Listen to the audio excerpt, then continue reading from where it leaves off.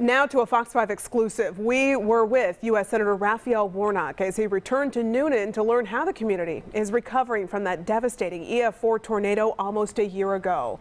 Warnock says he is frustrated by what he learned today about the slow response from the government and especially insurance companies. Fox 5's Doug Evans was there and has the story.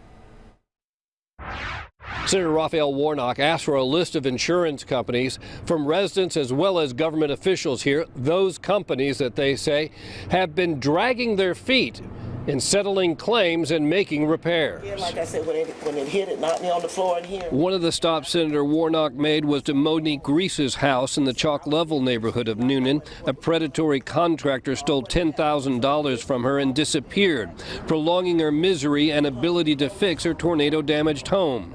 She is weeks from moving back in, but it took charities to fund, charities to build, celebrities to raise the money, and a good dose of what's been dubbed Newnan spirit to get it done when FEMA said no. Hers was among the stories he heard today. I pledge to continue to do everything I can to push the administration to unleash all of the resources of the federal government possible to do all we can to help as many people as we can here in this area. In a meeting Tuesday with Coweta and Newnan government officials as well as charities involved in the work, he expressed frustration that the Federal Emergency Management Agency denied individual assistance to tornado victims in Newnan, but did for the victims of the same storm in Alabama. He pledged to pressure the Biden administration and FEMA to step up to help what is said to be hundreds of people still struggling from damage, debris, and rising rents they can't afford after the repairs were made. I think it's important to push government at every level, local, state, and federal,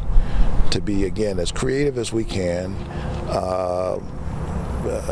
and as responsive as we can to help as many people as we can. Then there are the insurance companies that both officials and storm victims say are slow to settle claims or make repairs, so that a year later damage remains and in some cases getting worse, while the families remain displaced.